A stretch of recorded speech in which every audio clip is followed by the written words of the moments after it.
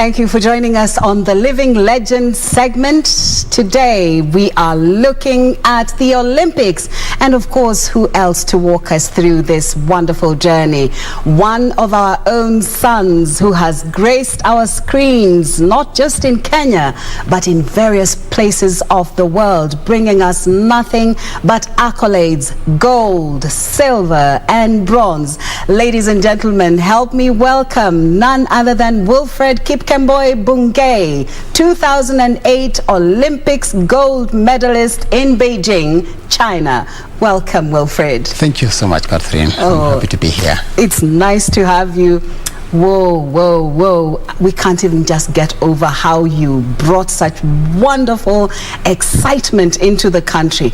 2008, that was a very, very sensitive time. But you went to the Olympics and, of course, you brought the whole country together. You were the captain. Tell us about the 2008 gold medal. Well, I think for 2008, Catherine, I can tell you it's very emotional for me, not because I became an Olympic champion, but being the team captain. It reminds me that as soon as I won the games, every press conference that I went there was not about how did I win gold after so many years of trying, but it was how were we able to get more medals, because it was the biggest haul of medals before the Rio Olympics, that we had 6 gold medals, 4 silver medals, 4 silver, and therefore it was more, and everybody was like, what exactly happened? How were you able to brought up? And that's why I said, and I've always said that, the 2008 Olympic Games was very unique. This is one event that we had so many athletes then coming from different communities.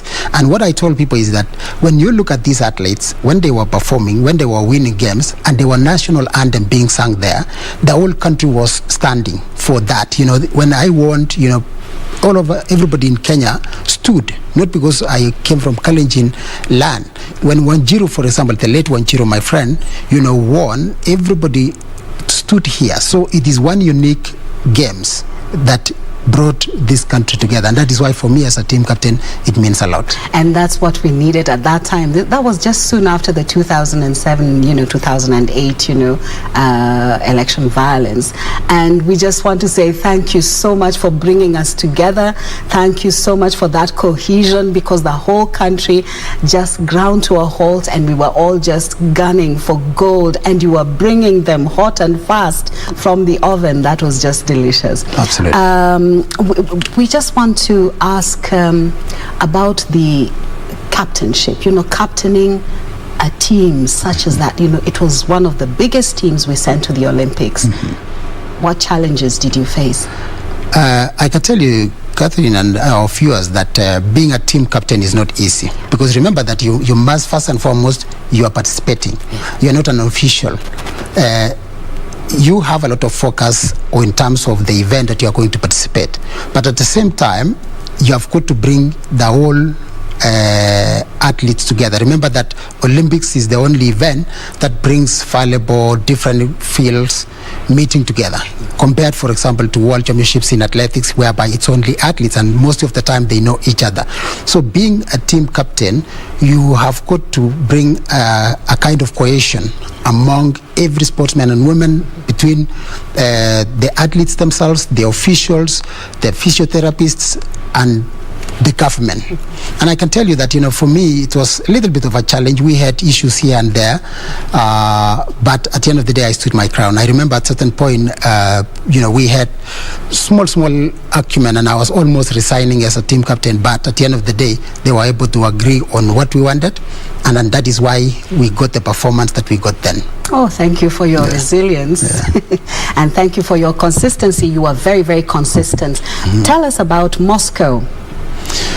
Well, Moscow World Indoor Championships, I can tell you it came at the time that many people had dismissed me, just the same as Beijing, Catherine. I can tell you that, when you are an athlete and you have been consistent for so many years, and probably you have not been able to win any medal, people always dismiss you. I can tell you in Beijing, for example, some of the commentators were saying that it is anybody's race but Wilfred Bungei. The reason why is because I went to Athens Olympics being a favorite. I was never beaten in any race, and people thought that I was going to win, but I finished a disappointing 5th. When I was going to Beijing, I remember that I ran the poorest time of my career, running 1:49, something that I didn't manage, and therefore I was starting there as an underdog.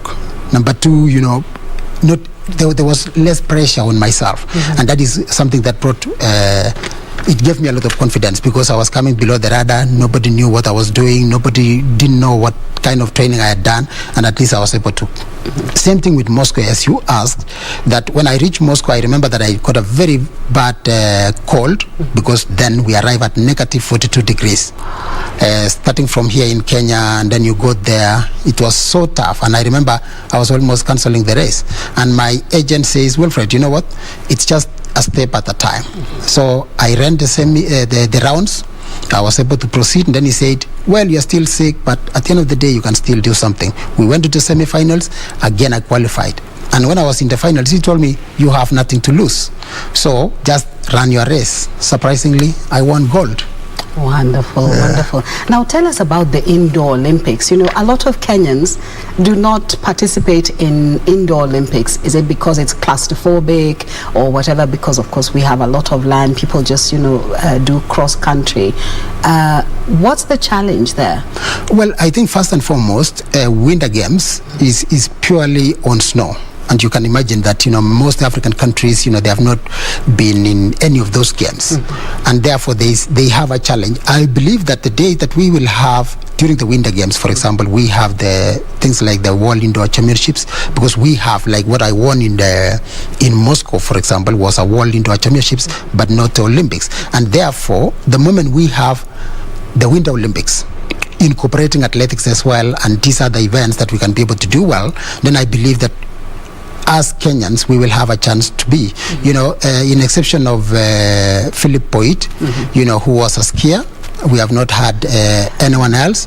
I believe, something that I'm happy, Catherine, is that we have in some of the hotels, I think Panari, we have the skiing. Yes, the and ice therefore, rink. the ice rink, Yes. So I am always hopeful. I'm one person that I advocate for different games, because we have got to give our chance to our kids, not only looking at athletics and soccer and volleyball, but also other games that they can be able to do. So I think that the fact that we have what we have in Panari, I believe that in the future, we may be able to get some of our sportsmen and women participating in this kind of games.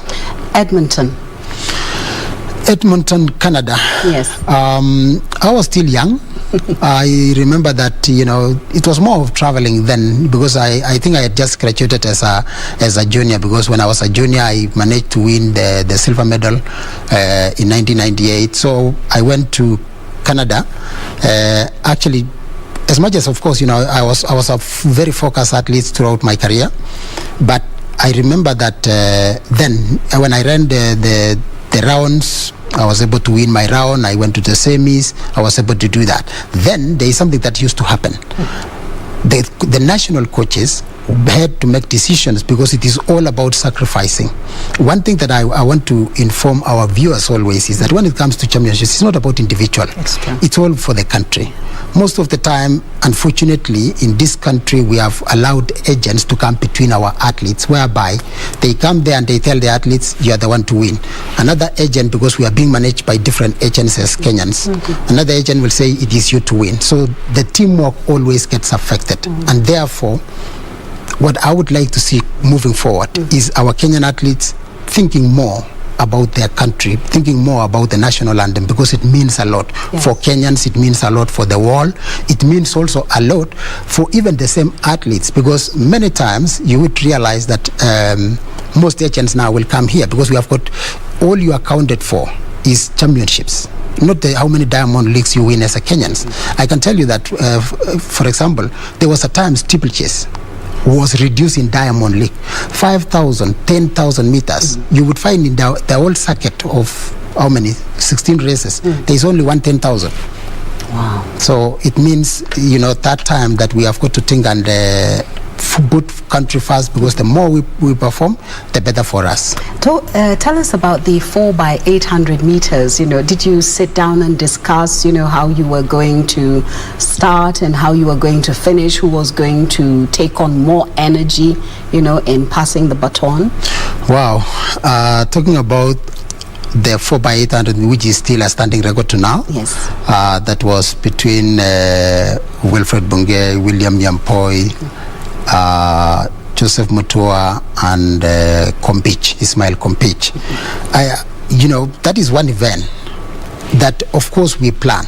Remember that it had stood for almost 23 years. Yes. Since Sepco and the team, the Great Britain. So it was more like, what can you be able to do? Because remember that relays is about being able to get the splits correctly. Yes. And again, this is an event that you are running as an individual.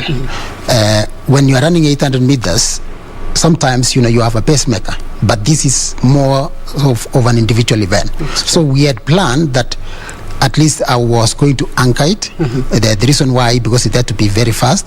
But though, William Nyampoi had the fastest time during that the laps. And one thing that I was so happy for is at least we were able to break one of the oldest records that had stood for a very long time. And it's still, the beauty of it is it still stands until now. That's wonderful. Congratulations. Thank you for such great records you've brought to the nation. Thank you. We always feel so honored when the national anthem is played. And of course, the wordings are just so wonderful. In the Rio Olympics, in fact, it was rated the best national anthem in the world. And I just said, my goodness, this is so wonderful. The sound is just good, the symphony, and of course the wordings, because we could see you singing, Absolutely, yeah. We see you belting out the tune.